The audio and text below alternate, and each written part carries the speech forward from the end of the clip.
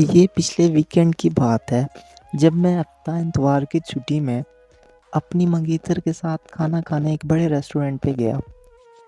جب میں ریسٹورنٹ میں جا کے بیٹھا، ایک نہایت ہی حسین اور خوبصورت سی مسکراہٹ کے ساتھ ایک پیاری سی لڑکی کھانے کا آرڈر لینے ہمارے پاس آئی۔ مجھے اسے دیکھتے ہی کچھ ایسا محسوس ہوا کہ ایسا لگتا ہے میں نے اسے کہیں پہلے دیکھا ہو، مگر میرے مائنڈ میں اتنی کنفیوژن تھی تو اس لیے میں خاموش رہا۔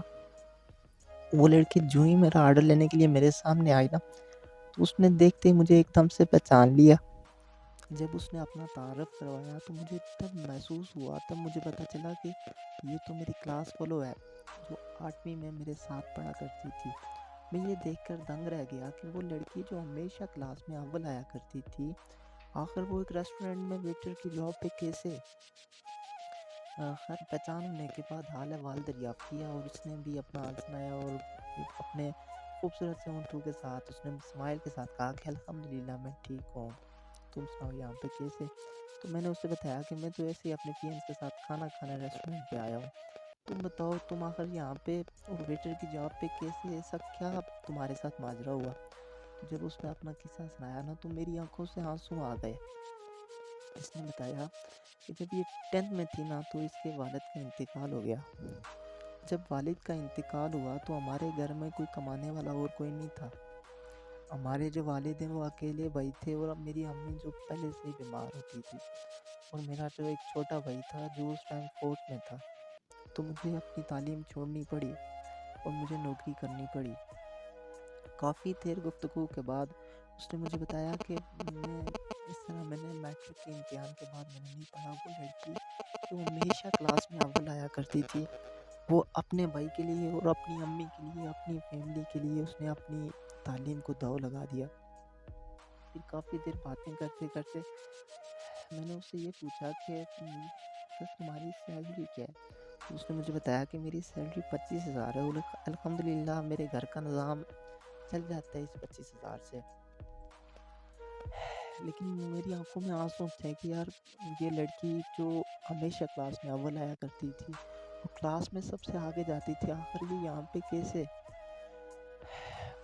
پھر مجھے یہ آڑ تو محسوس ہو رہی تھی اسے کویسچن کرنے میں، لیکن کیا کرتا، میرے مائنڈ میں بہت سارے سوالات تھے، میرے دل میں بہت سارے کویسچن تھے جو میں اس سے پوچھنا چاہتا تھا۔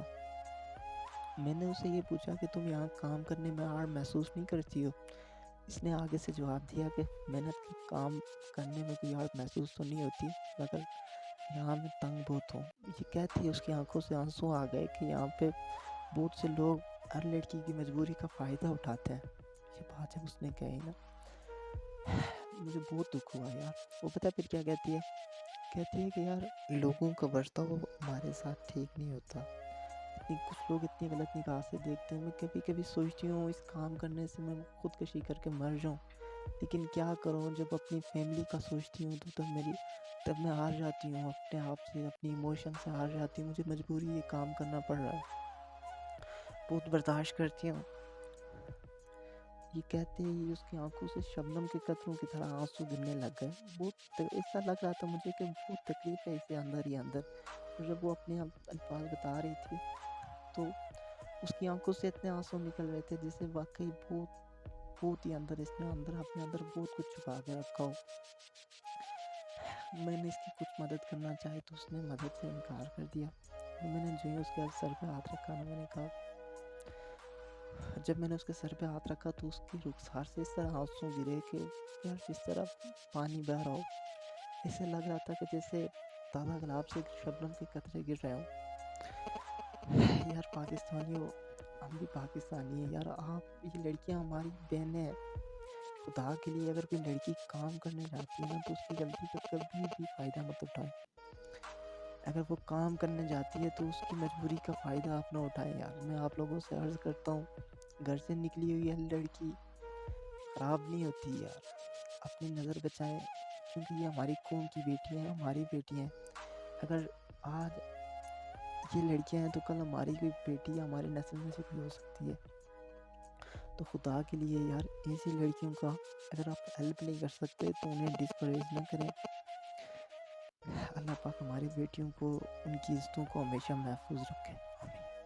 اور اللہ کبھی کسی عورت کا سہارا نہ چھینے۔